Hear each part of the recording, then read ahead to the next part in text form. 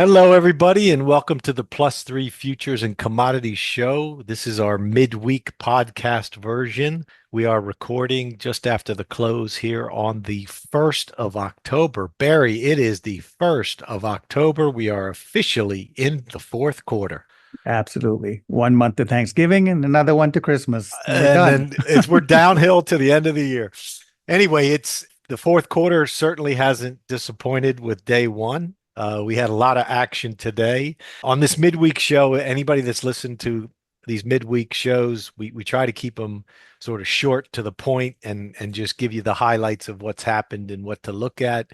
So let's dive right in here on the SPX chart. We'll start with the cash chart. At least the S&P part, Nasdaq will just continue from what we talked about last Friday. We gave a few levels to watch, and we were looking to see how the market will respond. So 57.50 and 57.12 are the two key levels we were watching. You can see we couldn't really settle above 57.50. We bumped against it for 4 days, and we actually kind of got through 57.12 today, basis the cash, right? Yeah. So what happens now? What happens now is you can see 56.73 level, which just happens to match the high that we made in July. July high, yep. That is pretty good support. So we're waiting to see if price is going to come down and tap that. But I'm afraid if we tap that, we're probably going to go a little lower, So that level is going to be a critical number to watch for the rest of the week, 56.73. See if we can hold above or not. And I feel like, I have the 90 square on, and if you really spend a minute on it, you can see obviously the level is a little bit higher. The 90 is up at 58.48.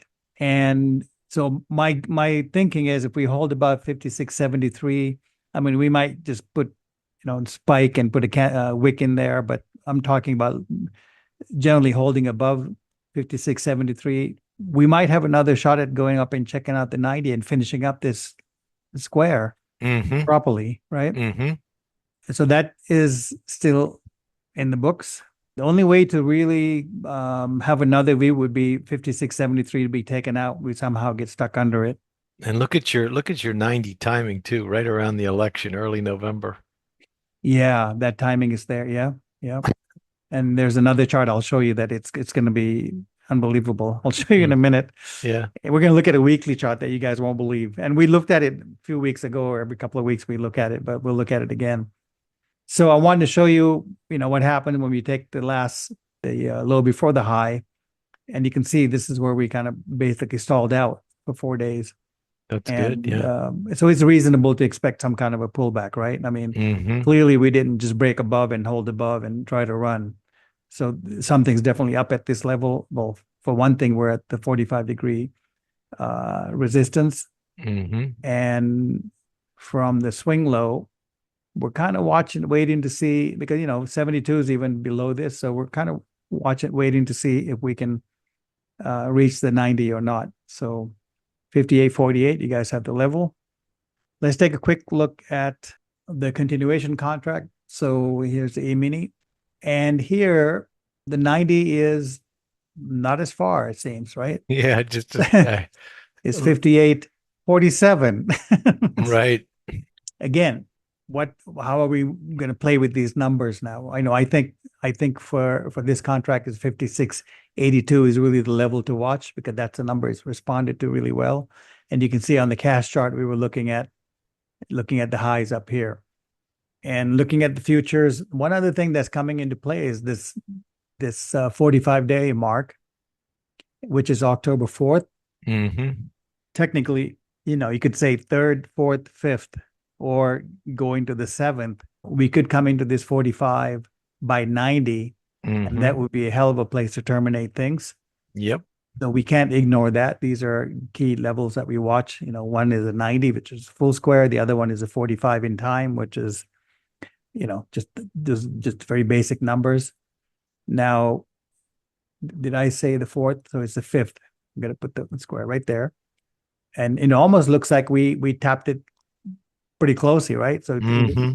and if we go up there again, make a little false break, just get it up in there, it would be I mean, definitely the recipe for a good high. So Sure, sure. 58.42 is the correct number because now it's all lined up. Mm-hmm. And so we'll look for that. And I just wanted to go back to, so this is the continuation contract. So it has a little premium gap in there. And I also track it with the December contract.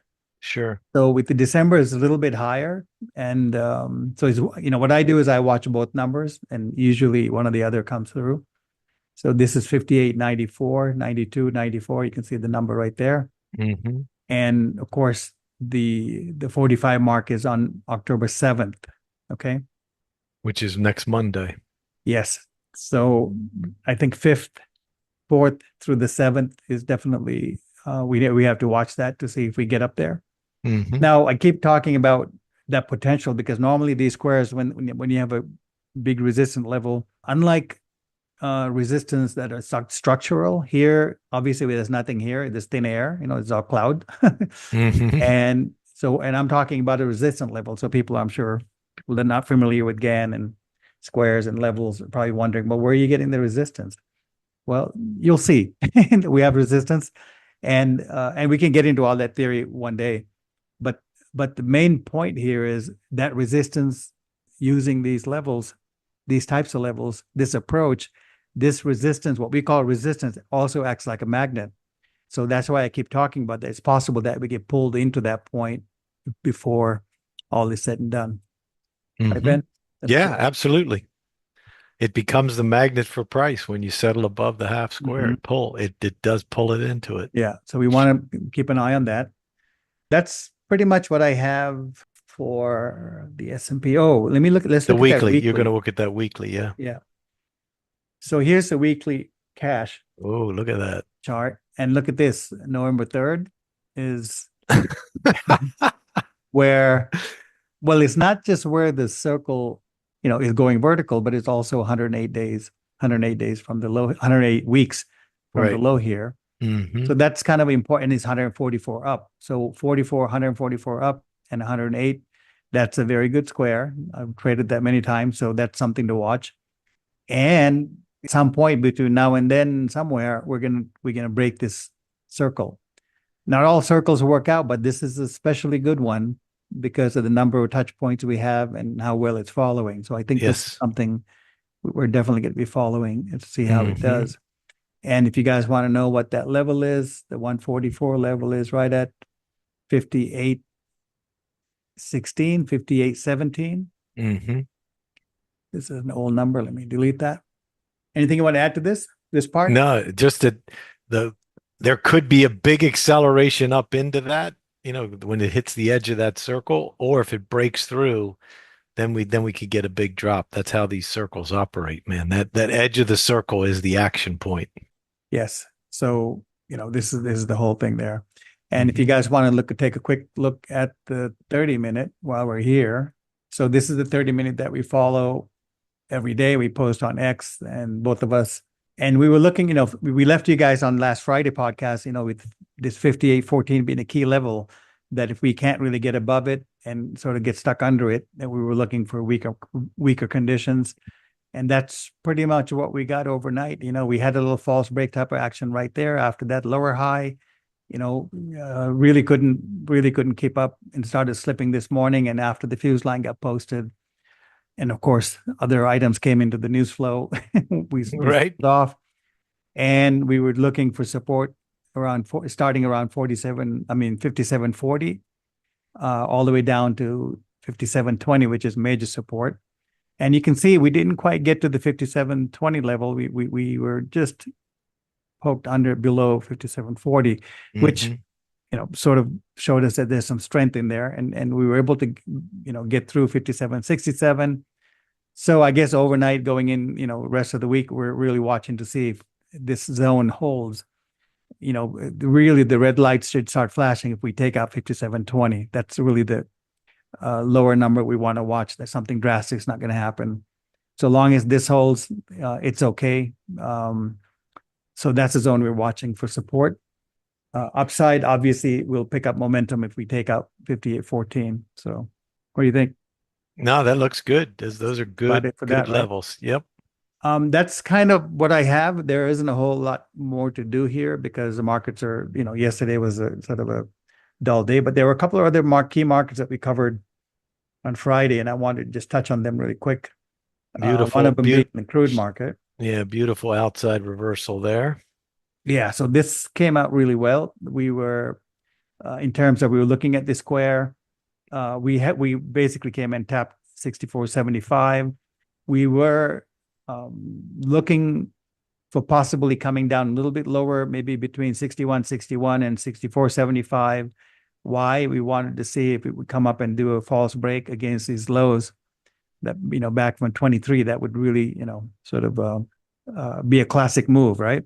And it still might happen. But anyway, we'll have to go with what's on the plate, which is we have a full good 60-degree square. After we went towards 73.50, we were looking for some kind of a pullback. Like we said, the first pullback, counter trend, and we got that in spades. So this morning we did a little false break, right, Ben? Yep. Against the low we had last week. And we rallied. So again, we're pretty much in the same place. 73.50 is the level we want to watch. Until we really get above that, it's just a whole bunch of song and dance. You can counter trend trade here against these levels, but other than that, for momentum, we really want to see it get above 73.50. But so far, the signs are very bullish. So that's that. And gold, really quick. We were talking about the squaring out last week. And then, Ben, you were talking about a square here too. Oh, from here, It was 90 by 45, was it? That's right. Yeah. 90 by 45 from here. But you can see on the square 72, beautiful, very, very nice square. And and you can see it didn't really, today we're back up at tapping the 216. Right. And the shallower the pullback, the stronger it is. And I feel like, this could just go for one more and blow out. Mm-hmm. But, we did square out. Let's try to see if we can get above that level. And that level is, let's say 26.94. Or we can take today's high. That might even be easier. Yeah. Well, it's almost 26.95. So if we can get above that, I think there's more to go. We'll probably switch back to the square 90. But here, everything's looking pretty slick with two squares here. So we have to really watch it. It might be time to take a break from gold. Let's take a quick look at the dollar. Dollar, kind of like crude, we were looking for some kind of a false break, taking out this low below 2023. That would have been classic. But instead, we came very close to the 120 degrees down. And we thought it might get down to 99.50, just to do a classic move, before we take off in the other direction. But we quite didn't get there. What we did was we got down to the right between the two levels, basically. It's good enough. But anyway, we're 120 days from the high. Okay, fine. We're at about an eighth of the square. So above eighth of a square. So there is support here. We can look to it to be perhaps squared out, but we'll have to wait and see. But for today, it was good. I mean, after we hit the 120th bar, you can see the reaction was pretty strong, right? Yeah, it was good reaction. Sure, it's news driven and all of that, but still, that's kind of how it happens. So it looks like they caught a lot of people short today. Yeah, that's true. Could have been a little bit of a squeeze. So there is a trend line here. You guys can watch that. Really, if we can get above that, I think then we sort of finish up with this entire consolidation here. And also if we can hold above 150.50. What else? Let's talk about copper. Well, the Hang Seng. Hang Seng's good to talk about. Look at that. Big news. And the biggest news is that we are 180 days from the low back in January. Isn't it amazing how it just runs right up into it? Beautiful, yep. Right? So this is part of that magnetic effect. I mean, sure, it was all news and rates, but this is what we look at, and it's funny how all the things kind of build up into what ends up being a square completing. And we're also 108 degrees up. So 180 by 108 That's a seems good square. Yep. square. And the ABCD was also met. So I think at this point we want to, be a little bit cautious because of the square and the timing and everything else. I think the key here is if we can hold above, let's say 2380 right there, then there's probably more to go, and would be a very shallow pullback. And after that, we'll see how the market does. But now that we're above the 72, might as well get to 144. So ultimately, I mean, the way I'm looking at it, if we can hold above 19,450, we're probably going to end up visiting the 144 at 24,000. Okay. I think, Barry, one quick story I think we should tell is when you and I were talking the other day, we were looking at this Hang Seng chart, and I think it was yesterday when it made the high, and you were like, yeah, look where it's making the high on timing with the ABCD complete. And the hype was in the news, right? On CNBC, on Twitter, on X, on everything. There was all this hype about the Chinese market.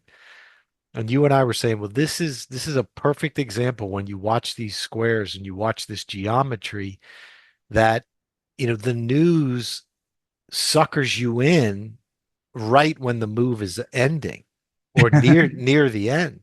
Right. I mean, I'm not kidding. You and I were talking as it was making the high on that ABCD, and we were like, it's all over the news. Oh, this is the biggest day in history.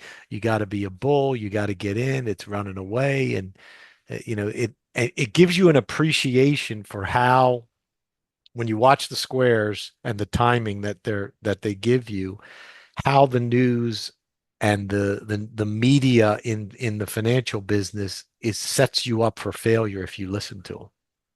Yeah, I mean, news is really history, right? Somebody told me that a long time ago, and by the time we get it, it's actually history. So I suppose that's how it ends up playing out. That's the exit liquidity they create, right? Yeah, kind of like what was it, a cocoa market? And we were talking about cocoa, and I remember I was at the gym and I was watching the CNBC on the TV, and they had this big segment on cocoa when it was going crazy vertical, and it was the day of the high that they featured it. Exactly. The day of the high. And of course on the charts we had squares and everything like that, and we were like, oh, this is a time to be cautious and you got to watch out. And it ended up being the high. Yep, yep. And here's another case very similar. I mean, and also, we were looking at lows, well, obviously after this came in, back in January, and then we were looking at the 144 here. Then the pullback, the higher low came in. So from here on, we were like super bullish, waiting for it to take out 18,054. And you can see as soon as it took it out, it just went ballistic. Anyway, it's very good. So now copper pretty much did the same thing. We've been watching everything, and here we had ABCD completion pretty close, and we also had it was 60 days down, and we were calling that a low, a square. Yep. Square and low, and then we were looking for the first pullback, came in right on top of the square beautifully, and we were basically bullish since, and we were waiting for it to get to this 453. And well, we got on top of that, went even higher along with China news. And then now we're holding above that, right? Very, very easy to see today. So I think the lows are in. I mean, even if we come back down into the 430 area, this is it's doing pretty well. Sure. But I think it's reasonable to expect it to go back up to 5 at some point. So we'll see what it does. I mean, copper doesn't necessarily go perfectly straight all the time. No. Other markets, but basically it's moving higher. And I think long as we're above this 453, 454 area, it's in good shape. Yeah, that's what I have. I don't have a lot to cover other than that. Well, other than the Dow kind of struggling at looky there, the 216 square. Yeah. And again, if it was super strong, it could have gone up to the 45,000 area. So not quite there yet. And we're stuck at 216. And if it starts breaking down again, for as far as the Dow goes, 41,348 is a really important level. And you can see how market held, banged off against that a few times over a couple of months. So as long as we're above that, Dow is also bullish. So we'll see how it all plays out. But you guys have all the numbers. for the rest of the week, and to watch the overhead. We know there's some potential to get pulled up there, and we know where to look for the support. We know where the cutoff points are, like 56.73 for the cash, for example. So that's it for me. Let me put it back to Okay. you, and we'll Yeah, cover Nasdaq and see what's happening there. let's take a look at Nasdaq. And now you and I have been talking about this for a while, Barry, that Nasdaq and the NQs led us on the way up. Mm-hmm. And what's been noticeable since we made that high in July is it's been lagging on this counter trend, right? And it's Right. been lagging on, like, it had the Dow made a new high, S&P made a new high, NQs has not been able to make a new high.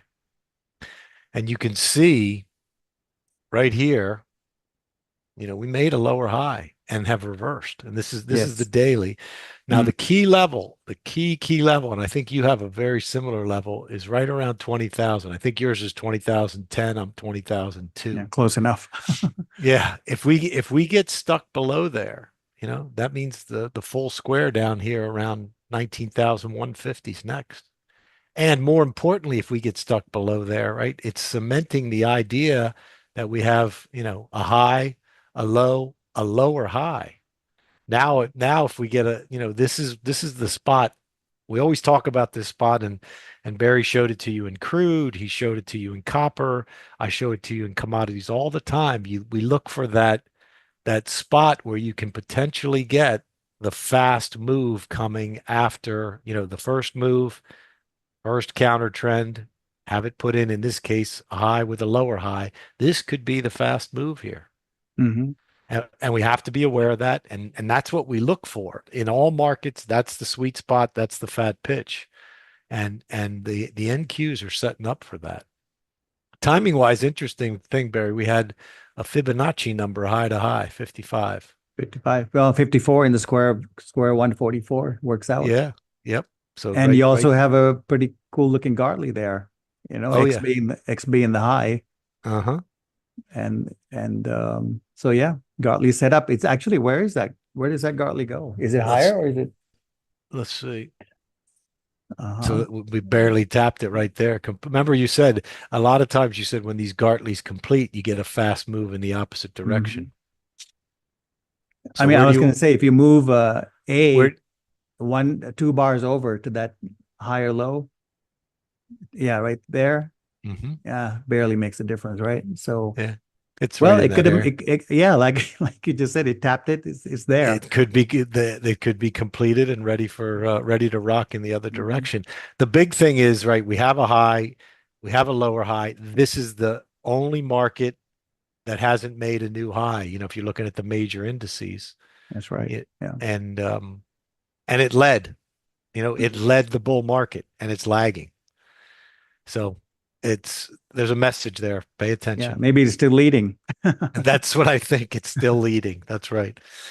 All right, let's take a look at the weekly. Hmm. And the reason I want to show you the weekly, we already have a reversal this week, Barry. Right. So again, more evidence that we've had the first move, first pullback, little A, B, C, D up, and now we're reversing. Right.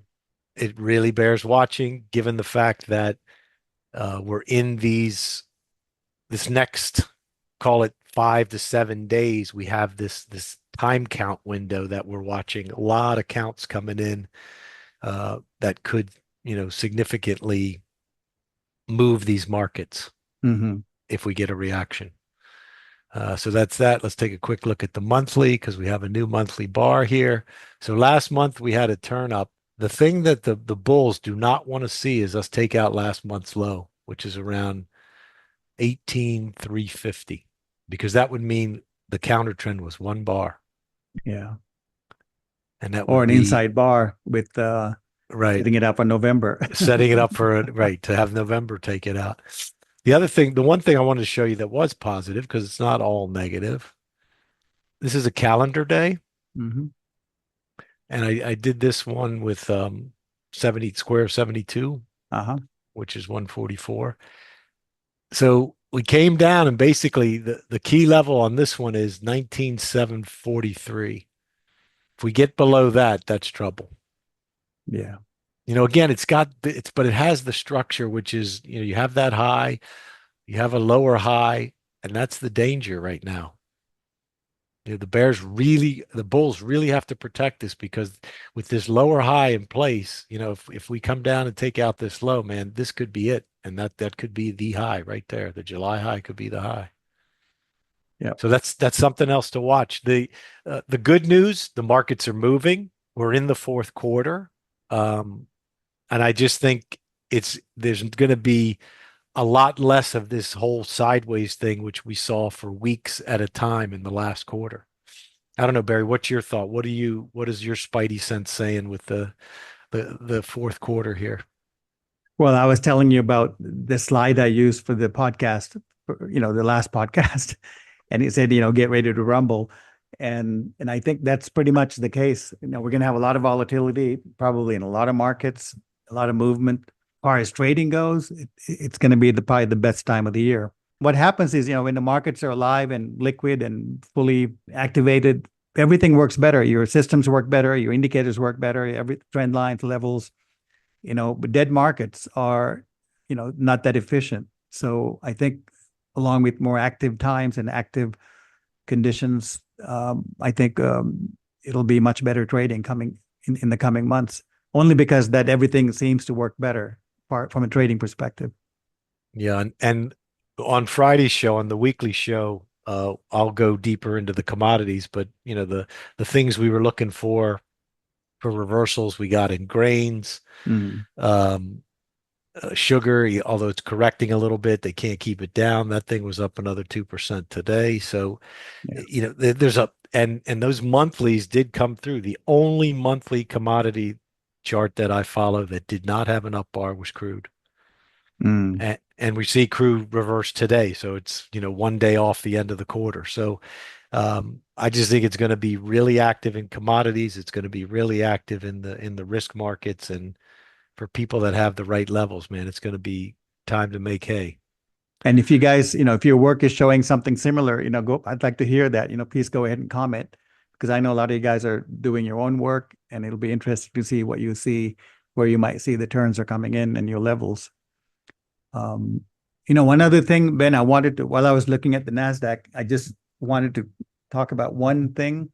And that is, how we talked about how the S&P had like a higher level, the 90-degree level that we talked about. Yeah.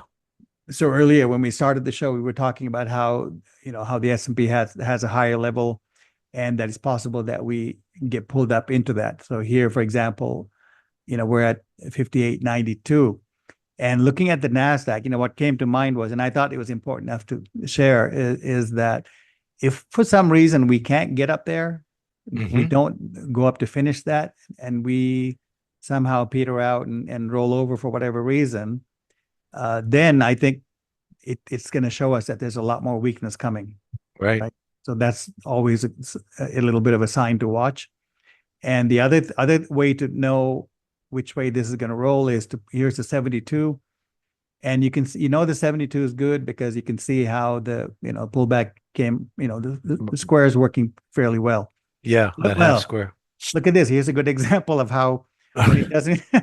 Right. I was just talking about, if it doesn't get to the target, it means it's just going to rattle around a bit and then, correct, and is weaker than it should be. So here we didn't quite get there. And yeah, sure enough, it had a fairly deep correction for the kind of level that we're in. So here, getting back to the 90, which is up, up at this 58.92 level. The other way to track this is to see if we take out 57.51. And that's, that I have that same level on my daily full square. 57.51 is key. So if you watch that, then if we somehow get under it and get stuck or whatnot below it, then I think pending conditions might be slippery and weaker. But you can see what a cool support level this is. You can see how it held, all the highs here, right, are pretty much what we came and tapped today, right? So we need to. So it's a very clear point. If we slip through that, if market is strong, there's no reason to get in here, get stuck under 57.51. But watch them all. Watch 56.82 as a secondary level, but 57 I mean, with all this news, who knows who panics, right? But Right. 50, 56.82 would be good for a good, good volatile news spike down. But generally speaking, if we can hold about 57.51, I think we're going to be in good shape. If we slip below that, that means we're not going to hit the 90. Something else is happening, so we'll have to review at that point. I Yeah, just wanted to mention about what happens when we can't quite get to the target. no, that's a great point. And it gives you again, all the levels are clues, right? How price reacts to them give you clues, and you stack them up and you say, if we keep failing at important levels, something's changed. If we Absolutely. if we keep holding important levels, hey, we're going higher. And that's Yeah. that's how you weigh the evidence. And speaking of holding levels, look at this 124 level being held Yeah, by look at bonds, that, right? man. Look at that. And we haven't quite gotten there yet. It's if Hmm. we're going to go up 90, let's go up and do 90. We haven't quite done that. We did come back to a good 45 degree, 50% of the square check back and doing okay. So it's possible we get there, but if we don't and we slip under 124, then I think we're done for the upside. This is why I keep talking about 124, all these weeks, right? Because And it's a key level. You can see how it's holding now. and one thing that's changed with bonds now, bullish bonds is not bullish risk. That's true. They It's they true. were they were directly correlated, on the way down, and then they've shifted. So if Right. bonds stay strong, be careful on risk because risk has been selling when bonds have been strong. Yeah, that's So actually a good point. That's true. Very true. so we'll Also, see. another thing, it's another bit of piece of the puzzle is this high is 180 degrees, 180 bars from the high in last December, Hmm. and it's 135 degrees from the April low, Hmm. and 315 from the low in October of 2023. So we have a Hmm. whole bunch of counts here. So it's kind of a important It's important time high. window for bonds, Hmm. right? Look at that. Hmm. And they're from really key levels, high to high, low to high, and swing low to high, right? So Sure. a lot of counts came in. So what happens here next is going to be important for a while longer, I think, rather than short term. And that's why this 124, 125 level really we're watching it closely to see if we're going to, right? So far, we're holding above and we'll see how we work out. So long as we're above, we're okay. It's Yep. just if we roll under that is when you want to watch out. So And it's like we said, it's a good clue for risk, watching what bonds do. yeah, that's I'm glad you brought that up. Yeah. Anyway, that's it, guys. It's rapid fire, middle of the week. We hope you enjoyed it. If you did, please subscribe, like, set the alerts, make comments because we definitely will take feedback in terms of what we do on this show. And we will talk to you all on Friday for the weekly show. All right. Great job, Barry. Thanks, Ben. Good job. We'll talk to you soon. Bye Take bye. care. Take care, guys. Bye.